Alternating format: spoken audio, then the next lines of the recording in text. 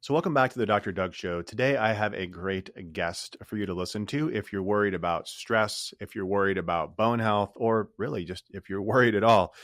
My guest today is Justin High. So, Justin recently wrote a book that's coming out in the middle of September called Stress Nation.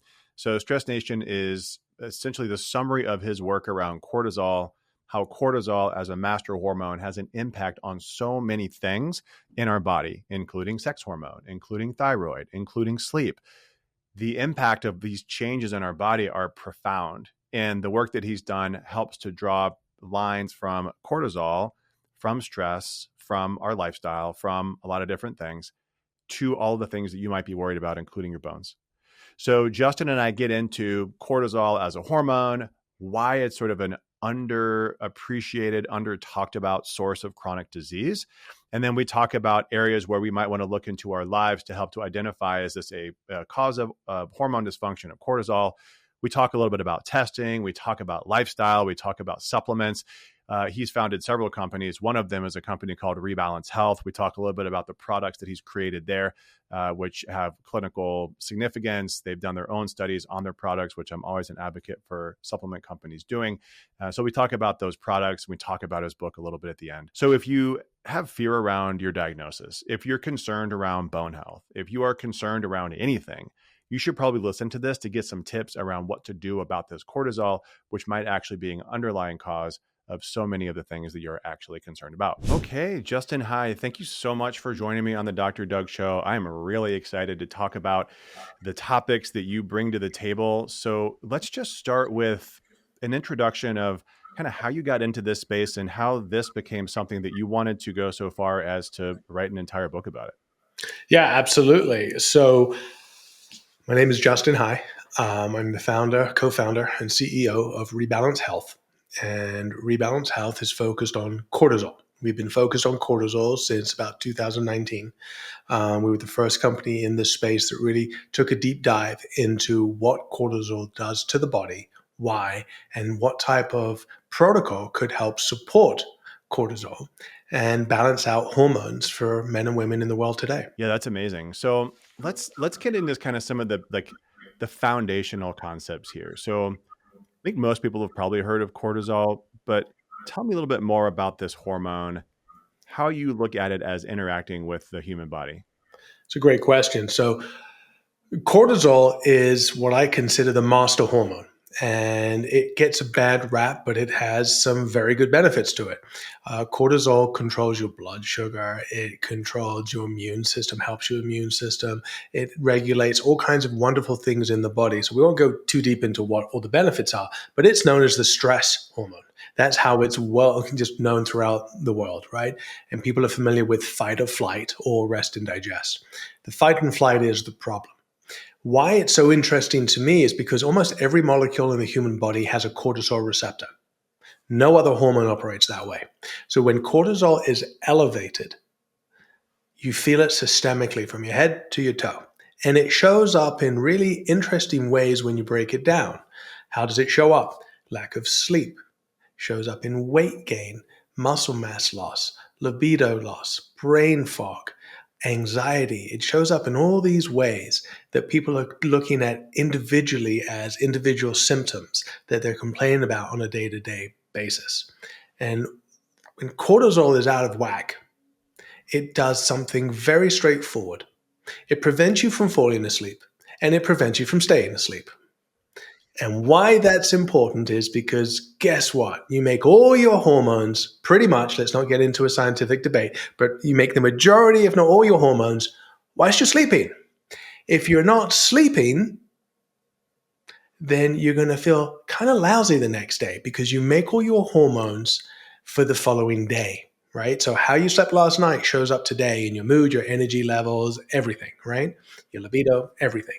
And so if you have consecutive days of poor sleep, you're just on a hormone spiral going down.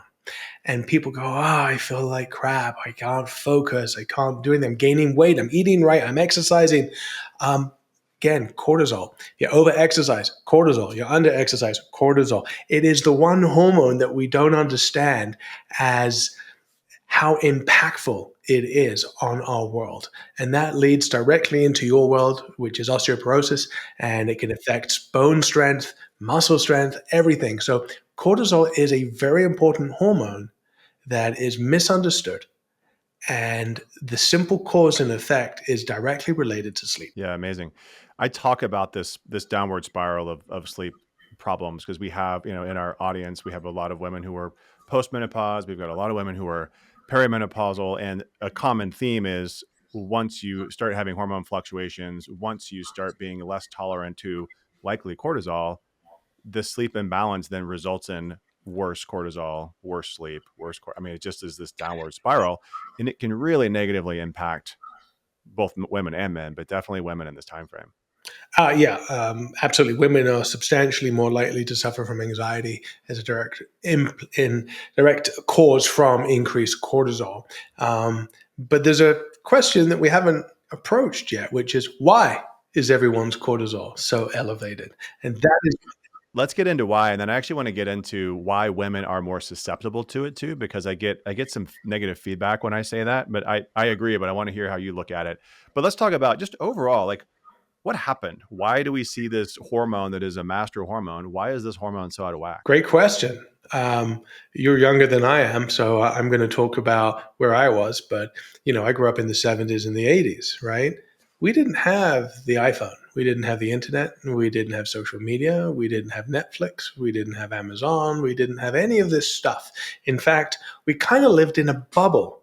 Our bubble was our local community because the news was on at a certain hour, right? There was a news alert every once in a while. We listened to music on the radio.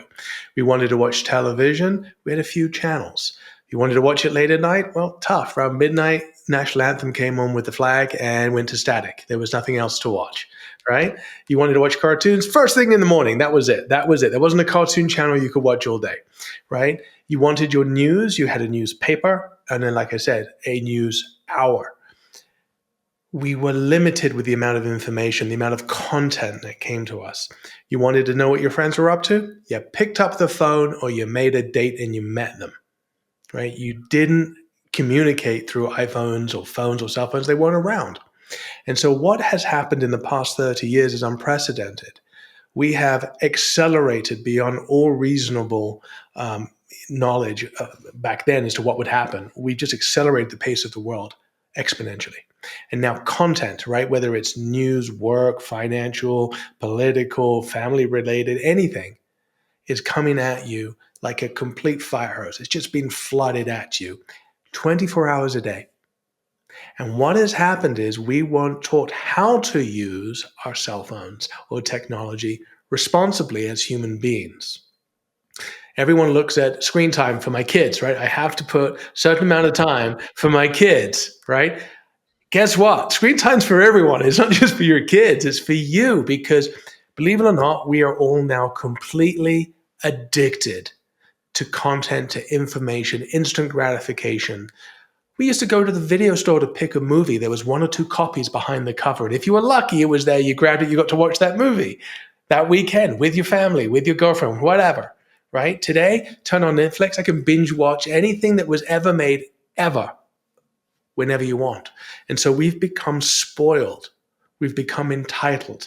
We want information, we want entertainment, we want content at our fingertips. And that has completely destroyed the circadian rhythm of our body. That circadian rhythm is the reason why our cortisol is off the charts. Yeah. So let's dig into that because you mentioned sleep earlier. What about somebody who says, well, I still sleep pretty well, so I must be immune to this? Well, you know exactly as I do. The medical studies prove that every adult needs 7 to 8 hours of uninterrupted sleep. If you wake up once at night, it's clinically diagnosed as a poor night's sleep. So just because you may think you're sleeping well, I guarantee you're not, because things might show up in your life that you've become used to. You think this is the new normal. And when you realize that that new normal is not right, you'll probably open your eyes and goes, oh yeah, I'm really not sleeping that well. Oh, I did wake up 3 times in the night. Oh, I am restless. Or, my Sleep scores are not that great if you're tracking your sleep scores. How's your deep sleep? If you're not getting 60 to 90 minutes of deep sleep, that's not great. Some people I know are getting 10 to 20 minutes of deep sleep, yet they sleep 8 to 9 hours. Your body isn't getting the correct cycles in order to generate the hormones that you need to function the next day. And they'll show up in symptoms that you think are unrelated. Like what kind of symptoms? Brain fog, libido, weight gain. Biggest thing I hear from a lot of women with going through perimenopause or most menopause is, I can't lose the little extra weight I have around my tummy, right? That's the subcutaneous fat, right? Why is subcutaneous fat and visceral fat hanging around? Well, quite simply, your body's in fight or flight. You have elevated levels of cortisol. Cortisol is designed to alert you when there's a bear, a fire, something urgent is happening. It doesn't know when it's going to get its next meal. So it stores this energy and these resources and shuts down metabolism, shuts down libido. Why? Because it thinks you're in a state of alert and it's trying to protect you. It doesn't think you're safe. And guess what? The moment that you become safe and your body is calmer, your nervous system is calmed down, your mitochondrial system is all working better, guess what? The weight falls off of you, completely off of you. Yeah, and I certainly have seen that. Let's talk a little bit about, let's get into the audience of, maybe we'll just go move forward in time. Talk about women in perimenopause Mhm. and how this can affect this audience more so than, say, a younger, a generation younger. Not that it's not affecting those women, but as women get into this midlife transition, say late 30s, early 40s, up to menopause on average at age 50, what happens in this time frame where cortisol becomes a bigger issue? Absolutely. So let's be clear. What happens is your hormones are at the greatest potency as you transition from teenager into your 20s, right? Your hormones, the HGH, the testosterone, the estrogen, progesterone, everything is helping you become an adult, right? From infancy up. That's why you have higher levels of HGH, testosterone, etc. And then a woman goes into her fertile period, which is typically early in the 20s. What happens is around mid 20s to 30s, hormones in men and women, but we're talking about women here, it's very similar. All of a sudden, the sex hormones start dropping off very, very, very rapidly. HGH, testosterone, they start to drop very rapidly, which are critical for women as well as for men. The progesterone, estrogen, as we know, they cycle up and down through the cycle as you go through your different menstrual cycles. But what's happening is, as those hormones are dropping, your body is slowing down. You might not feel it, but it's happening. And the analogy I can use is, when we were in college, when we were in our early 20s, you could party, you could go all night, you could have an all-nighter, you could get up and do it again the next day, no problem. That's because you had high levels of HGH, high levels of testosterone, and your body was able to recover super fast, super quick, and it gave you a whole pass, shall we say. Try doing that today in your 40s and 50s. You just can't do it because your hormones aren't at the same potency, so they're not helping you recover. If I had to kind of remarket HGH and testosterone, I'd call them the recovery hormones because that's what they do. They help your body repair and recover quickly. And so because our bodies are making less and less and less hormones as we age, certain things become harder. And as those things become harder, anxiety and stress and cortisol start to elevate. So where you might have had, your cup full of estrogen, progesterone, testosterone, right? And you had very little room at the top for cortisol to kick in. The analogy I can use is, as you get older, the ratios start to switch and you have more cortisol, less hormones. You can't recover so quickly and you're more susceptible to stress and anxiety. Now you add on to that life. Well, what's happening in your 20s? Not much. You're having fun, you're figuring it out, you're back in the world, you're doing whatever you want to do. As you start entering your 30s and your 40s, more responsibility starts laying on your shoulders, maybe family, college, aging parents, home, finances. So just as stress is getting more and more on top of you, your safety hormones that are protecting you in your 20s have just pulled the rug out from underneath you. They've dropped way down. So sleep is critical because if you don't sleep, you don't make that little hormone that you need biologically to function. And if you compromise and you're supposed to make X amount of hormones, but you make, half of that because your sleep is disrupted, your cortisol level starts filling up even greater. So now everything is exacerbated. Now, as you start going into perimenopause, even post-menopause, right, what's happening is you're still that new normal I was talking about. You've gotten used to operating off 4 or 5 hours of sleep, and that's how you're operating. And because your body isn't making the estrogen and progesterone that it needs during perimenopause, your symptoms are exacerbated. They're just simply exacerbated. And this isn't coming from reading a book or a journal. At Rebalance Health, we have lozenges to support menopause, andropause, and everyone in between. But we've actually backed it with double blind placebo studies. We've done clinical studies. We've been published in multiple medical journals. We actually published one this week at the Medical Journal of Nutraceuticals and Food Sciences. When we got women to take our product and to help them sleep and to help them calm down, guess what? Their hot flashes started to disappear. In our study, the outcome was out of 384 women that were at their end of their rope in terms of their symptoms, which were just driving them nuts and nothing helped them. The average woman saw an 80% reduction in perimenopausal symptoms, including hot flashes, libido, recovery, sleep, hair, skin, and nails, you name it. Yeah, and I want to get into products because people are going to listen to this and they're going to ask the obvious question, which is, well, what do I do about it? So I definitely want to get into what to do about it, both from a product and lifestyle perspective. Hmm. But let's talk about women again as we age. So they go through midlife, they go through menopause. Now we have postmenopausal women, and I really feel like there's two big groups here. There's women who are supplementing their hormones with HRT, and Mm-hmm. women who are deciding not to, either knowingly or unknowingly, but they're deciding to forego HRT. How is this different in either of those groups, and then how does it affect the population and menopause overall? It's a great question. So I don't want to stand on a soapbox because I can stand on a soapbox all day long on this particular topic, but I'll give you my 30-second kind of pitch. There's nothing bad about HRT. If you have a pre-existing disposition like cancer in the family, etc., obviously HRT is not for you. But in my opinion, HRT is a good product to have if given appropriately by the correct doctor. The problem that we have today is, in my opinion, HRT is the new Botox, and every doctor under the sun is administering it without going through the correct protocols and understanding about what they should be testing, which is you should have a complete, comprehensive hormone panel every 90 days as you try and figure out your dose. Why? Because cortisol is not controlled by HRT. There is no cortisol HRT. Cortisol is something that is affecting you from the outside. So if you're in a high stress job and then you instantly decide, okay, I'm done, I'm going to retire, your cortisol levels are going to drop and your HRT kind of prescription should change dramatically. And if that isn't being taken into consideration, it opens up a whole new world of problems because now you could have way too much progesterone or way too much estrogen or way too much testosterone. And so you have to be constantly looking at your lifestyle and the factors that impact your world and your stresses in your world. And so cortisol is something you cannot control with HRT. Cortisol is controlled by your surroundings, your environment, and how your world is impacted. HRT, for the majority of people, is limited to three sex hormones: progesterone, estrogen, and obviously testosterone. You can take thyroid, HRT, right? You can do a ton of other things, right? But the majority of people don't understand this, and they go to like male clinics and guys are just getting their testosterone tested and that's all they're looking at. They're not looking at the big picture. How are you sleeping? How are you eating? How you're exercising? How's your water intake? It is more complicated than just, oh, your testosterone's low, I need X.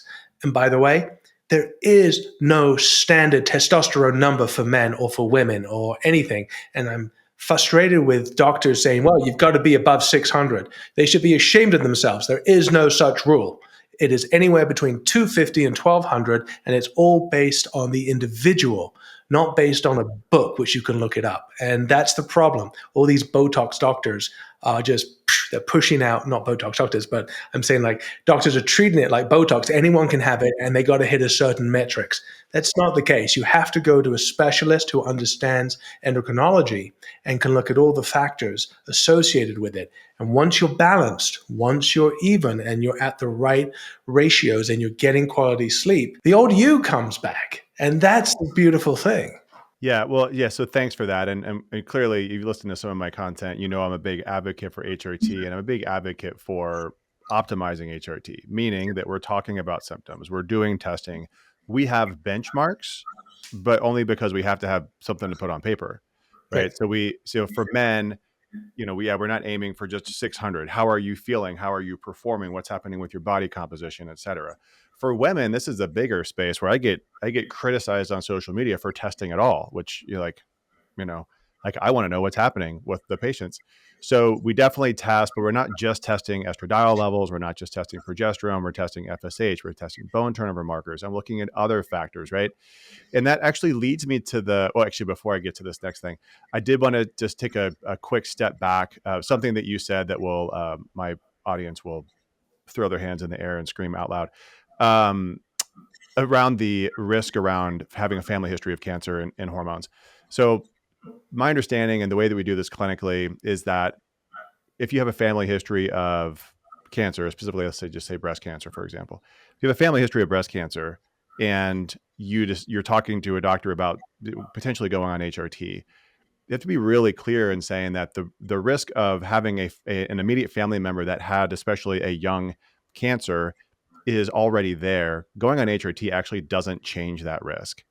So it's a little nuance behind that, but it's just something that I talk about a lot because I hear so many women that now have osteoporosis. They were told, oh, they weren't a candidate because their mother or their sister had breast cancer, and that's not actually a contraindication. So just wanted to touch on that.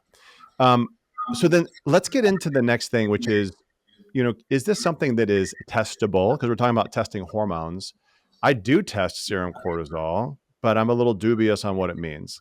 So tell me your thoughts on actually testing from a hormone perspective. What do we do with cortisol? My chief medical officers and myself tend to agree that testing cortisol is a data point, but it's a very unreliable data point.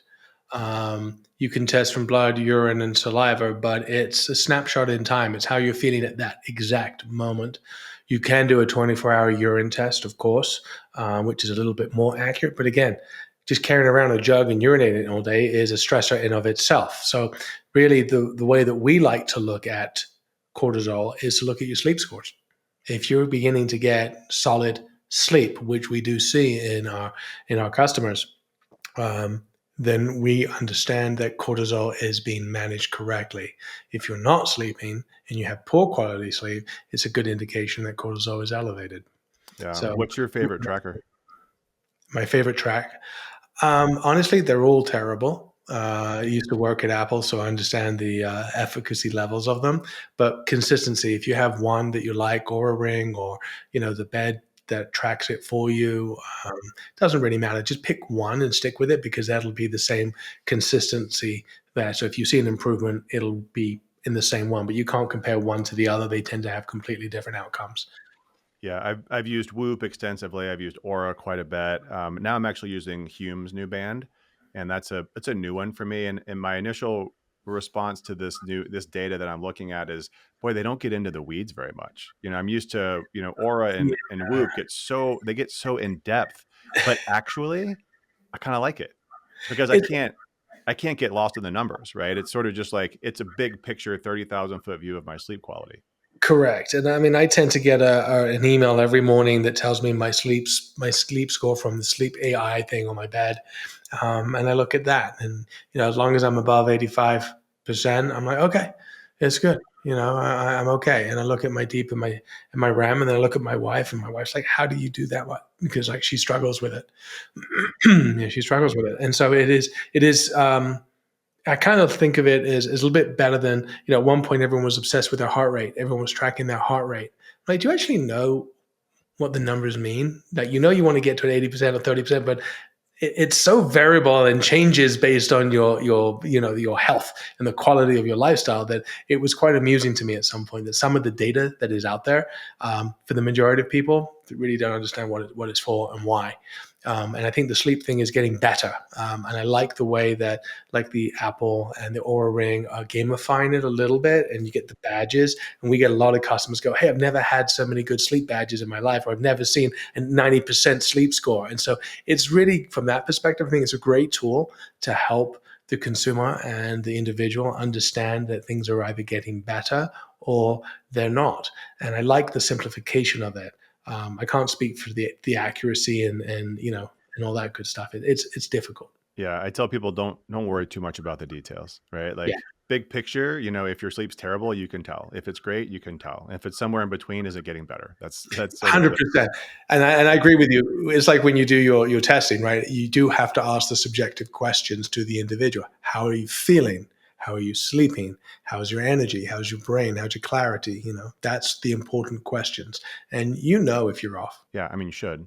But I think so many people get used to feeling off, they don't know what feeling good feels like. 100%.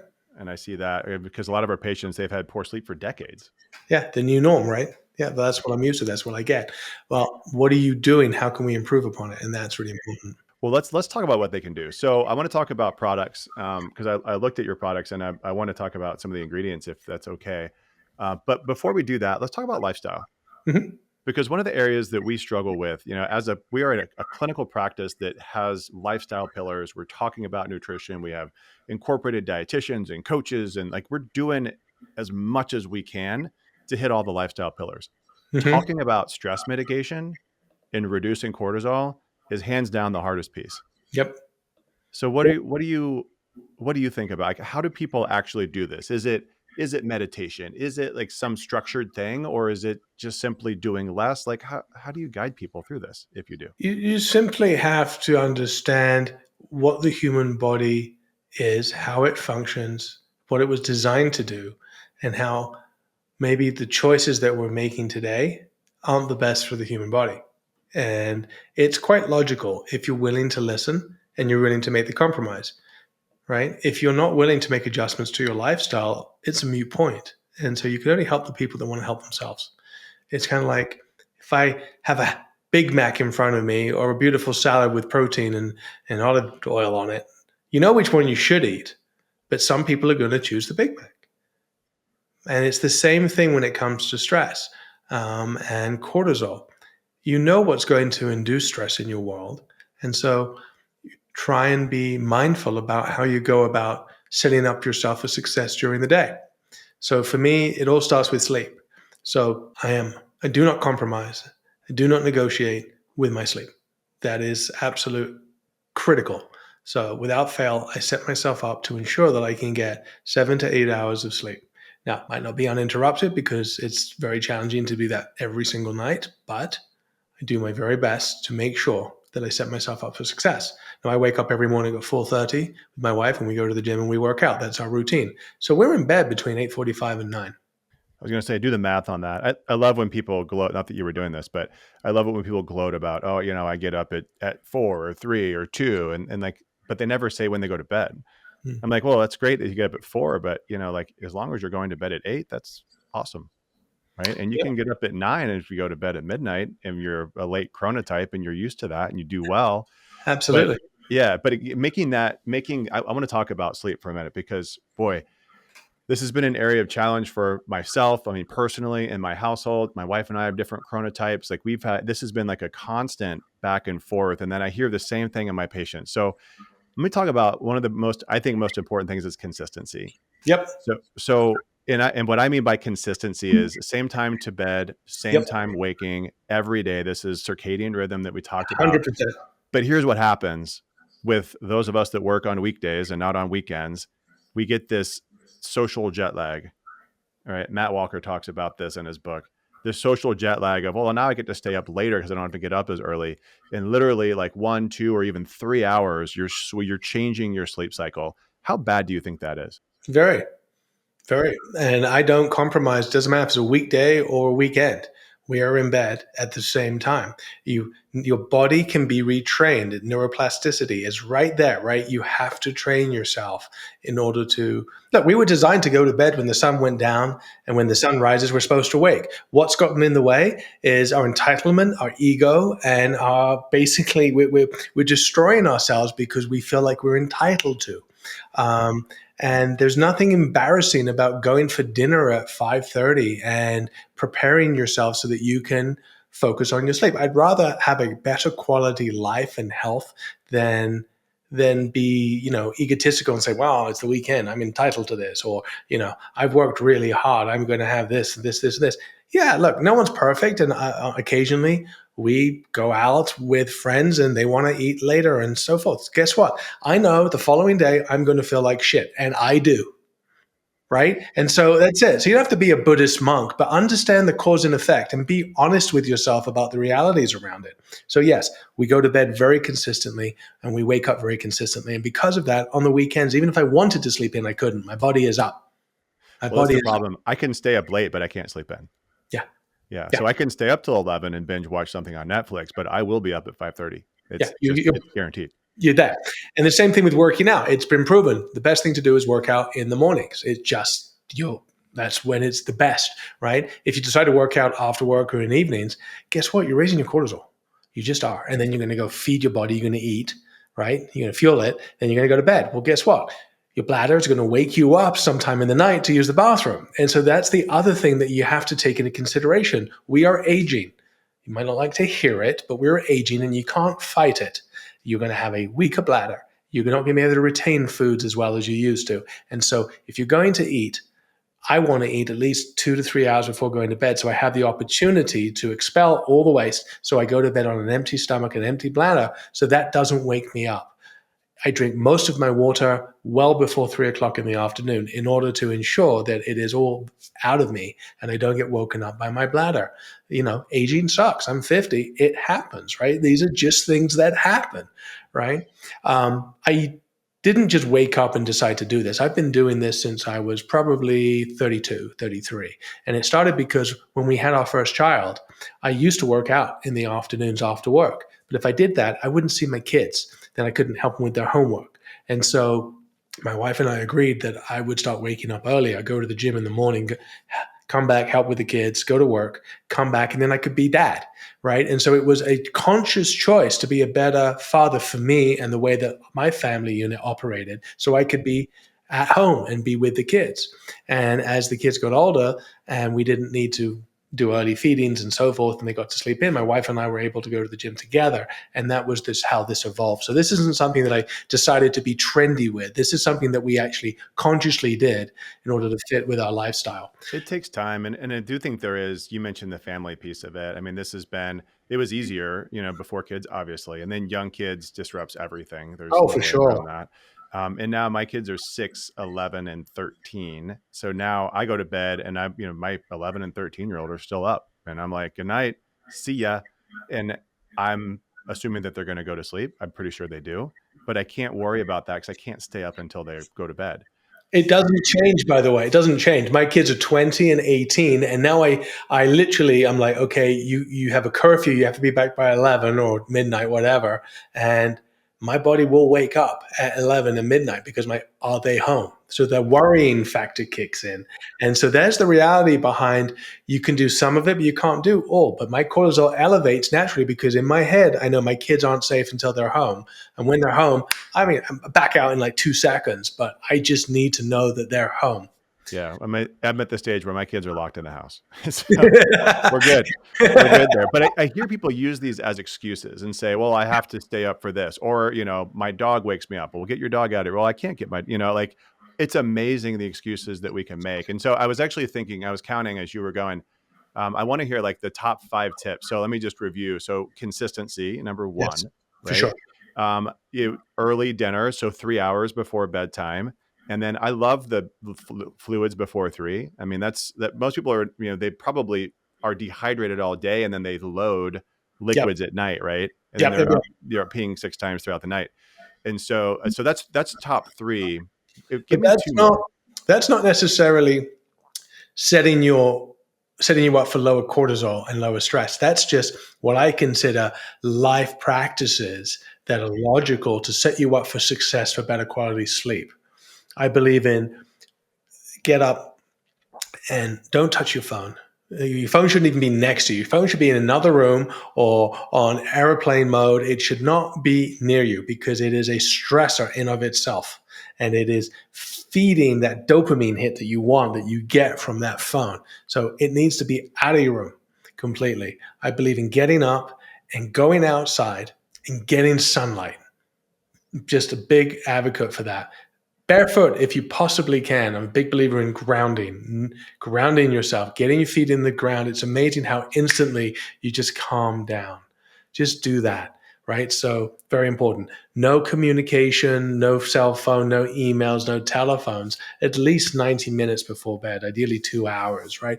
Try and turn it off. And that's probably the hardest thing for the majority of people. Don't do that, right? So, have an extended ritual before you go to bed. Have a long shower, a bath, use magnesium, Epsom salt bath. Do things that help relax you, put you into a calmer state so that your cortisol comes down, so your melatonin naturally releases, and that's what prepares you for sleep and gets you in a sleepy state so that when you go to bed and your head hits the pillow, you're out cold.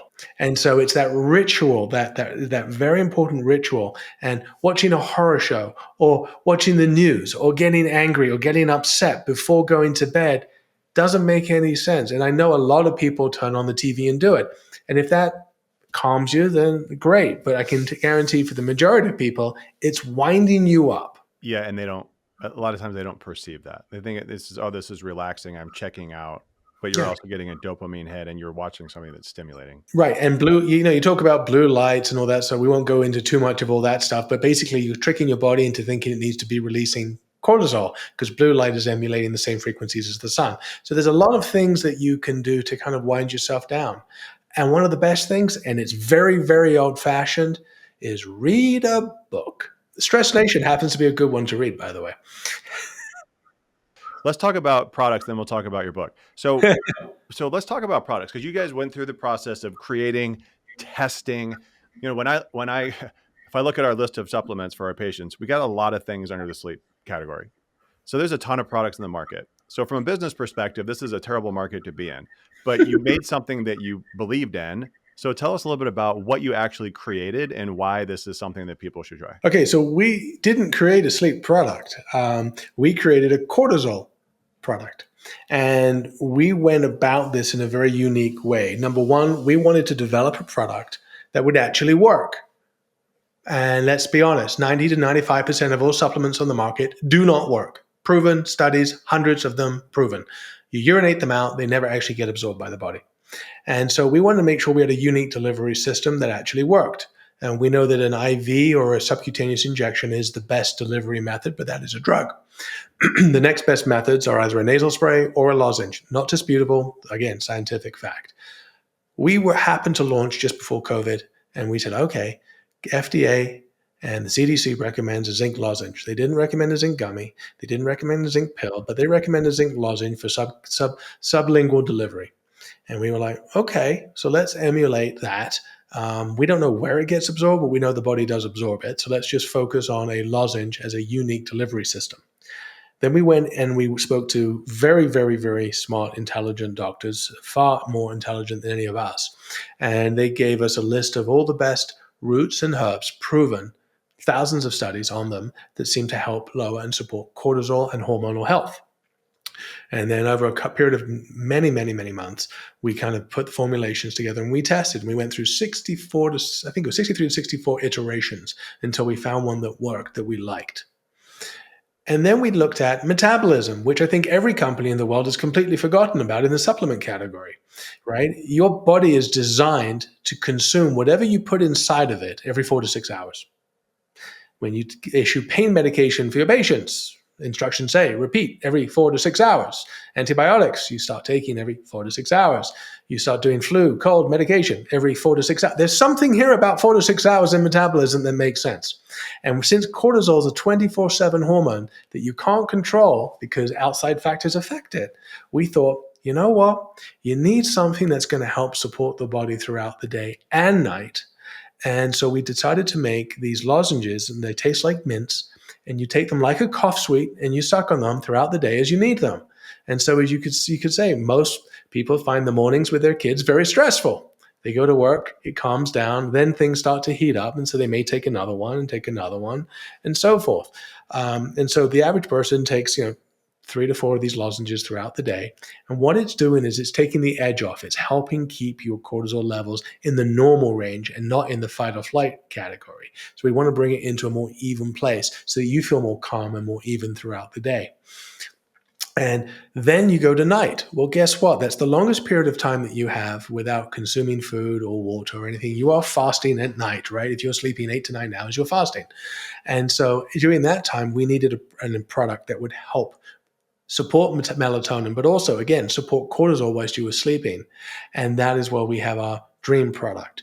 So we have a system of lozenges you take throughout the day and a lozenge you take just before bed to help support falling asleep and staying asleep. And then we proved it. Then we put a lot of money behind clinical studies, not just nonsense about ingredients, because let's face it, majority of companies are completely manipulating the consumer. They're saying based on thousands of studies. Well, they're saying that their ingredient that they've done has been researched thousands of times. They've pulled those studies and they're claiming the same things in those studies is equivalent to their product.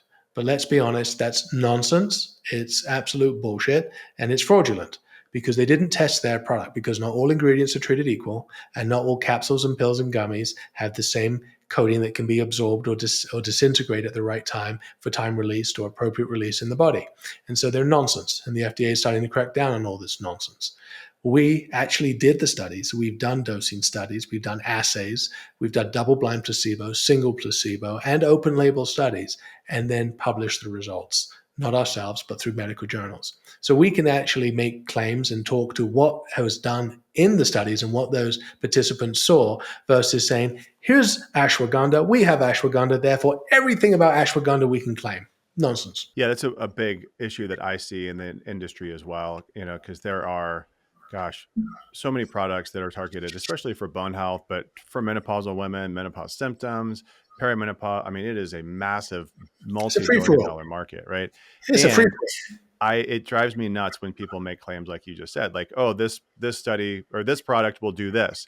And then I look for the studies, and I do videos on this all the time, and I call these out. I'm like, you can't say you can't say that. And it's one thing. I mean, one of the things you said, the study on ashwagandha showed this, so my product should do this. Okay, maybe, right? That's a maybe. Oh, but you said should. No one says should. It says does. Yeah, may. I think they should say may, otherwise FTC will kill them. But Right. yeah, but it is like, okay, well, I could kind of see that, but then there are people that take it a step further, right? Like there's a product that was BMP's. Oh gosh, I'm gonna forget the name of it. But anyway, I've seen products where they're making claims based off of studies that they're not even relevant to their form of delivery. I'm sure. And it's just amazing to me that this is allowed, and this is, I mean, It's not allowed, but it's not allowed, but it's underfunded, and so the government can't crack down on it. nobody's But watching. Yeah, no, yeah, not enough people are watching. But yeah, so everything that we have claimed and done is based on a real study that we did on our final product, not on ingredients. yeah. No, that's great. I think that's the way to do it. Obviously, the companies would say, especially the small companies, which you guys started as, like, oh, it's expensive. Oh, it's very expensive. But if Very, you're going to very. launch a product, then I think you need to do the research on the product. I totally agree. Well, here's the catch 22. We started the company researching in 2019. We incorporated in 2020.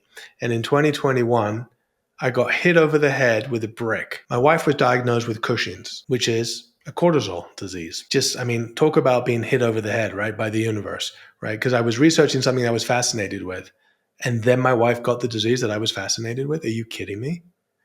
And so that made this mission personal. What became a passion project, and I was really just excited about cortisol, turned very personal. And drugs weren't working for my wife, supplements weren't working for my wife. So this just became a maniacal mission to actually try and find a solution that actually works to help support cortisol. So this affected me in a very deep personal level. It wasn't just, hey, let's make money. It was, no, I need to solve this problem.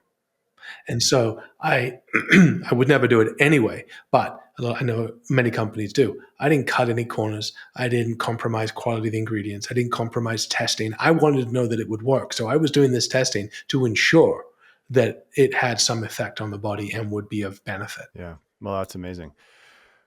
So we'll link obviously to the products, and people can check them out for themselves. Tell me about your book.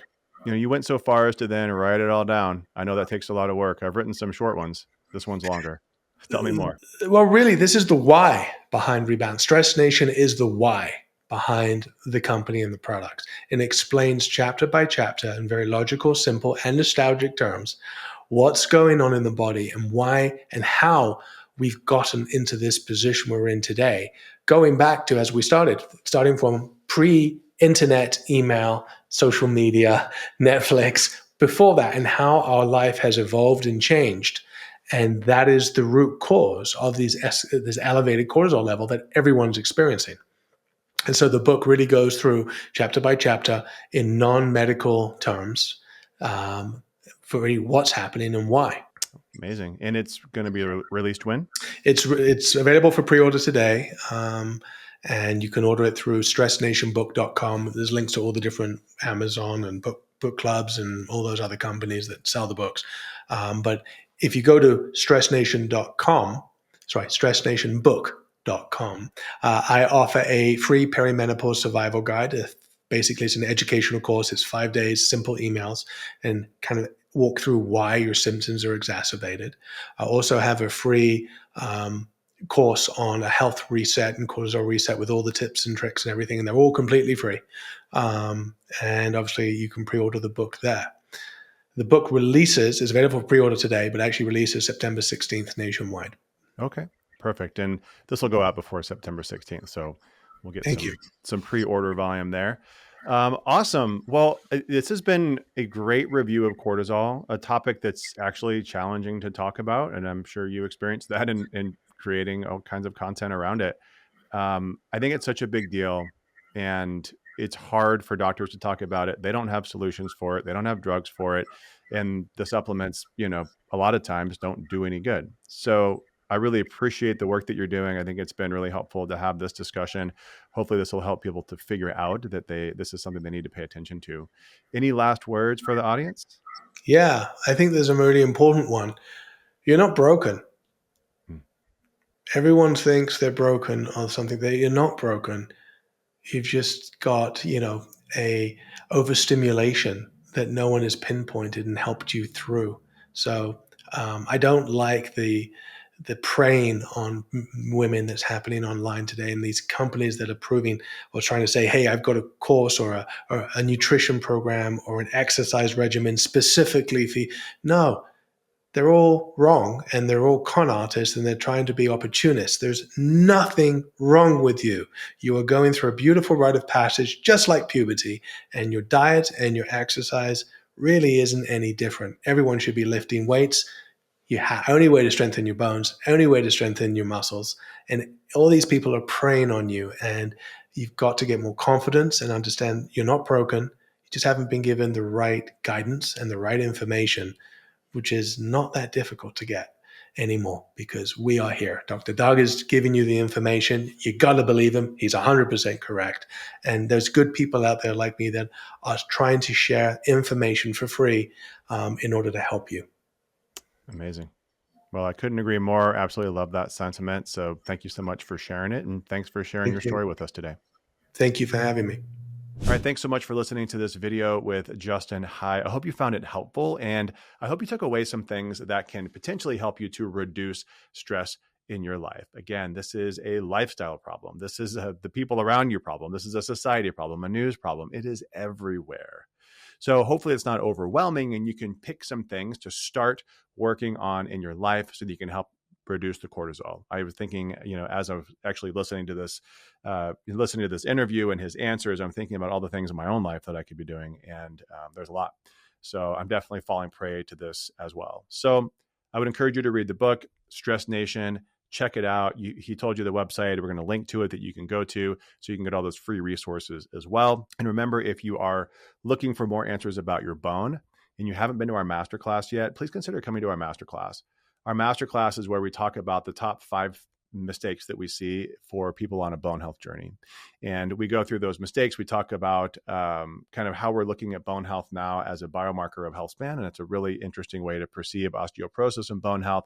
We give lots of examples of people reversing their osteoporosis. And then we leave about 20, 25 minutes for Q&A. So if you haven't done that and you're on a bone health journey, please let me help you collapse your time to success by telling you about the errors that we see other people make so that you don't have to make them. Link for that's in the description on YouTube, or you can head over to our community, the Osteo Collective, and that's at osteocollective.com, and you can sign up for the masterclass there.